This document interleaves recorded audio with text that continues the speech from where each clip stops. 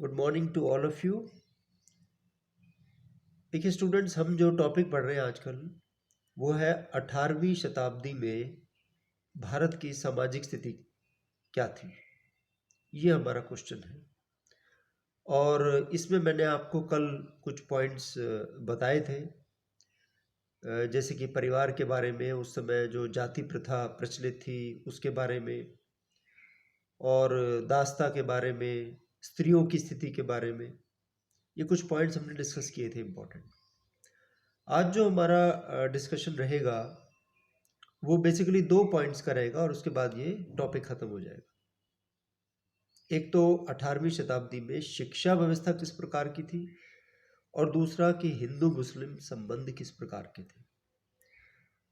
तो अगर हम 18वीं शताब्दी में शिक्षा की बात करते हैं तो देखिए, भारत में जो प्राथमिक शिक्षा थी उस समय काफ़ी व्यापक थी। हिंदुओं के जो शिक्षण संस्थान हैं, अब देखिए समाज मुख्यतः 2 प्रमुख धर्मों के आधार पर 2 प्रमुख वर्गों में बटा हुआ था, हिंदू और मुसलमान। तो हिंदुओं की शिक्षा की अगर हम बात करें तो ये पाठशालाओं में होती थी और मुसलमानों के जो शैक्षणिक केंद्र थे वो थे मकतब फॉर प्राइमरी एजुकेशन। ये आप ध्यान रखें कि जो प्राथमिक शिक्षा दी जाती थी वो पाठशालाओं में दी जाती थी हिंदुओं के अंतर्गत, और मुसलमानों में जो प्राथमिक शिक्षा दी जाती थी वो मकतबों में दी जाती थी। ठीक है, जैसे आज के समय में प्राइमरी स्कूल होते हैं, आप देखते हो, प्राथमिक स्कूल, और फिर जो है secondary school, middle school, secondary schools होते हैं। तो उस समय जो शिक्षा थी 18वीं शताब्दी में वो प्राइमरी एजुकेशन ज़्यादा फैली हुई थी रादर देन हायर एजुकेशन। अब प्राइमरी एजुकेशन मैंने आपको बताया कि पाठशालाओं में और मकतबों में दी जाती थी, लेकिन ये कहाँ होती थी पाठशाला और मकतब? कोई अलग से इनकी कोई इमारत नहीं होती थी।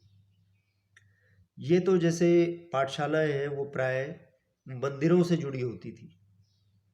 जो मंदिर कॉम्प्लेक्स होता था ना, मंदिर बहुत बड़े बड़े होते थे, मंदिर के प्रांगण में ही पाठशालाएं बनाई जाती थी, वहीं शिक्षा दी जाती थी। पाठशालाओं में ब्राह्मण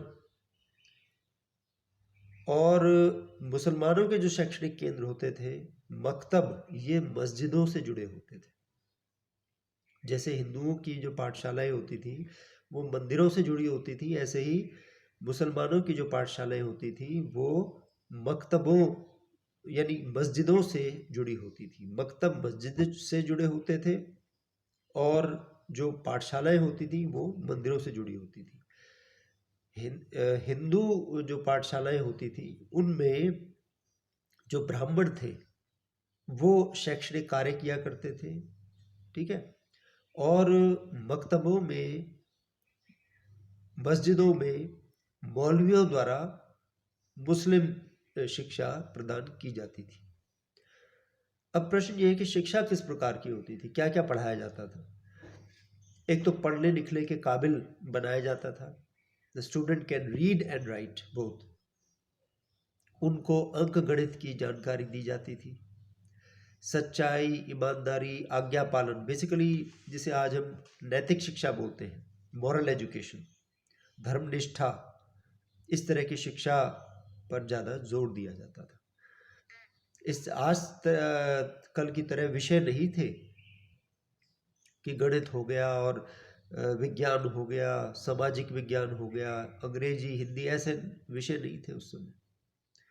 उस समय मुख्यतः विद्यार्थी को जो भी भाषा होती थी, जिस भी क्षेत्र में वो रह रहा होता था उस क्षेत्र की भाषा, ठीक है, अंक गणित, जिससे कि वो अपने जीवन में कहीं जाता है तो वो हिसाब किताब कर पाए। Basic education about that. बाकी शिक्षा का जो उद्देश्य था उस समय वो विद्यार्थी का नैतिक उत्थान था, इसलिए उसको सत्य, ईमानदारी, आज्ञा पालन, धर्मनिष्ठा, इससे संबंधित शिक्षा दी जाती थी। और शिक्षा का जो प्रचलन था वो बेसिकली हायर कास्ट के लोगों में था। लेकिन कुछ जो निम्न वर्ग होते थे वो भी शिक्षा प्राप्त कर, निम्न वर्ग के जो बच्चे होते थे वो भी शिक्षा प्राप्त करते थे। उच्च शिक्षा के जो केंद्र, ये तो प्राथमिक शिक्षा की बात की हमने, उच्च शिक्षा के केंद्र हैं वो भी संपूर्ण देश में फैले हुए थे। और ये कैसे चलते थे? इनको राजा और धनी लोग और जो नवाब होते थे उनके द्वारा धन दिया जाता था, उनके धन से चलते थे।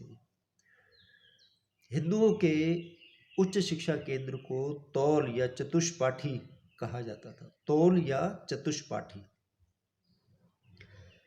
हिंदुओं के शैक्षणिक केंद्रों में, उच्च शिक्षा केंद्रों में संस्कृत के माध्यम से शिक्षा प्रदान की जाती थी और ज़्यादातर ब्राह्मण ही शिक्षा प्राप्त करते थे। उच्च शिक्षा तो जो फोरफोल्ड डिवीजन ऑफ सोसाइटी है, चतुर्वर्णीय व्यवस्था, उसमें आपने देखा, मैंने आपको जाति प्रथा के अंतर्गत बताया था कि जो जो जो जिसके कार्य होते थे जिस जाति के, वो वही कार्य किया करता था। तो ज़्यादातर ब्राह्मण ही उच्च शिक्षा प्राप्त करते थे। उच्च शिक्षा के कौन कौन से केंद्र थे? जैसे काशी, नादिया, मिथिला, उत्कल, ये उच्च शिक्षा के प्रमुख केंद्र थे हिंदुओं के। जो मुसलमानों के उच्च शिक्षा केंद्र होते थे उन्हें कहा जाता था मदरसा। Madrasas were the institution of higher learning among the Muslims. जैसे आज भी जो पुराने लोग हैं वो कई बार कह देते हैं भाई मदरसे जा रहे हो। मदरसे का मतलब है शिक्षा के उच्च केंद्र। मकतब का मतलब है प्राथमिक शिक्षा, मदरसा का मतलब है उच्च शिक्षा। तो इन मदरसों में फारसी या अरबी में शिक्षा दी जाती थी। देखिए एक और बात मैं आपको बताऊं कि फारसी जो है ये मुगलों की कोर्ट लैंग्वेज थी, दरबारी भाषा। मुगलों की जो दरबारी भाषा थी वो फारसी थी।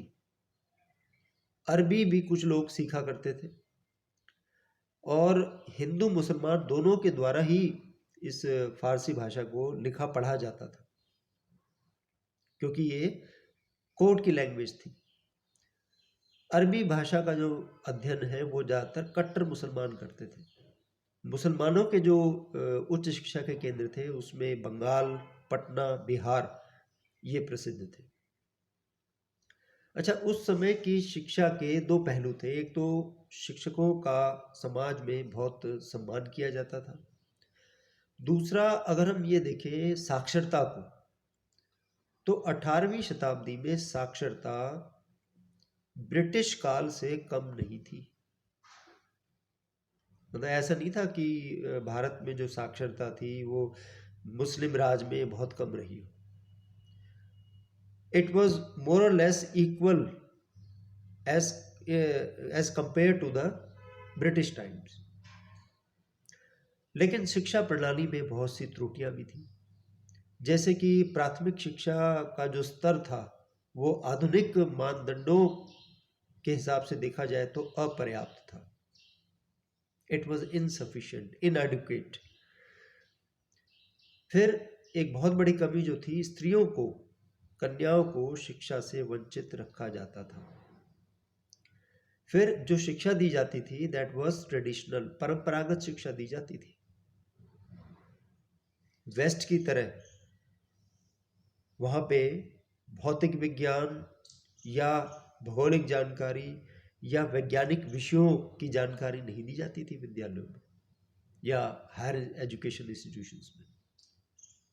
ये त्रुटियां थी कि जो शिक्षा थी वो मुख्यतः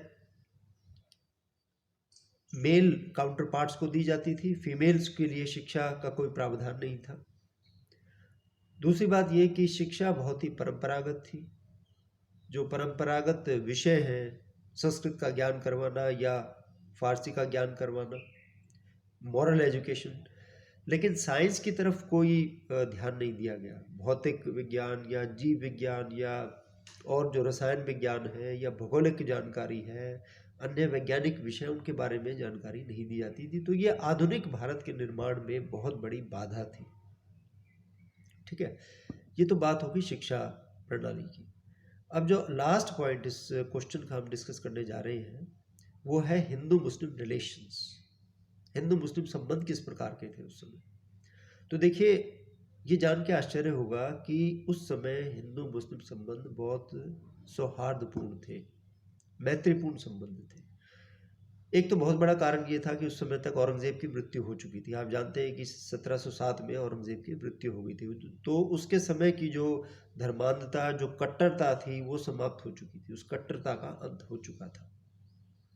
अब जो राजनीति थी वो मुख्यतः धर्मनिरपेक्ष थी, क्योंकि बहादुर शाह प्रथम आया था। उसके बाद बहादुर शाह प्रथम ने हिंदू मंदिरों को नष्ट करने की नीति को त्याग दिया था। उसने हिंदुओं, सिखों, मराठों, जाटों से मेल जोल की नीति अपनाई और सैयद बंधुओं ने के अनुरोध पर एक शासक हुआ था मुगल काल का, जिसका नाम था फर्रुखसियर। फर्रुखसियर ने जजिया और तीर्थ यात्रा करों को भी समाप्त करके, ठीक है, हिंदुओं के साथ किए जाने वाले इस बड़े अत्याचार को दूर कर दिया था। और इस काल के जो शासक हुए, देखिए, जैसे हैदर अली है, टीपू सुल्तान है, और भरतपुर का जाट राजा सूरजमल है, आमेर का राजा सवाई जय सिंह, बंगाल का जो शासक था उस समय अलीवर्दी खान, और हैदराबाद का निज़ाम, पंजाब के महाराजा रंजीत सिंह, ये सभी धार्मिक सहनशील थे। इन्होंने धार्मिक सहनशीलता की नीति का सूत्रपात किया था। तो देखिए, इससे क्या हुआ कि विभिन्न धर्मों के लोगों के बीच में सहनशीलता की भावना व्याप्त थी। हिंदू मुसलमानों के संबंध भाईचारे के थे। दोनों एक दूसरे के सुख दुख में पूरा हिस्सा लिया करते थे और सामाजिक सांस्कृतिक क्षेत्र में भी एक दूसरे का सहयोग करते थे। आप ये देखिए कि बहुत से मुसलमान लेखक थे जिन्होंने हिंदी में, बांग्ला भाषा में और देशी भाषाओं में अपने साहित्य की रचना की, और बहुत से ऐसे हिंदू जो विद्वान थे जिन्होंने बहुत साहित्य फारसी भाषा में रचा। मुसलमान लेखकों का जो विषय होता था वो हिंदू सामाजिक विषय होता था, और हिंदू लेखकों का जो विषय होता था वो मुस्लिम समाज के बारे में होता था। तो दोनों ने एक दूसरे की संस्कृति में प्रशंसनीय योगदान दिया। एक और जो बहुत बड़ा कारण था, उस समय सूफी और भक्ति आंदोलन के कारण भी हिंदू मुस्लिम में एक दूसरे के प्रति सम्मान की भावना जागृत हो गई थी। हिंदू मुसलमानों के पीर फकीरों, धर्म ग्रंथों जो है, ये सब एक दूसरे के धर्म ग्रंथों, पीर फकीरों की पूजा किया करते थे। जैसे आज भी आप देखो, कहीं पीर होता है तो मुस्लिम होता है, लेकिन देखिए आज भी हिंदुओं में पीरों के प्रति आस्था है, उनकी मान्यता है। हिंदू मुसलमान दोनों ही एक दूसरे के जो त्यौहार होते थे उसमें बढ़ चढ़कर भाग लिया करते थे, और दोनों ने एक दूसरे की संस्कृति को समझा, उसको अपनाया, एक दूसरे के त्योहारों में शामिल हुए। तो एक तरह से सांस्कृतिक एकता स्थापित हुई। 18वीं शताब्दी की बहुत महत्वपूर्ण विशेषता थी हिंदू मुस्लिम मैत्रीपूर्ण संबंध। तो ये हम सारे पॉइंट डिस्कस कर चुके हैं 18वीं शताब्दी में भारत के लोगों का सामाजिक जीवन। बाकी आर्थिक जीवन फिर हम नेक्स्ट क्लास में पढ़ेंगे। Thank you.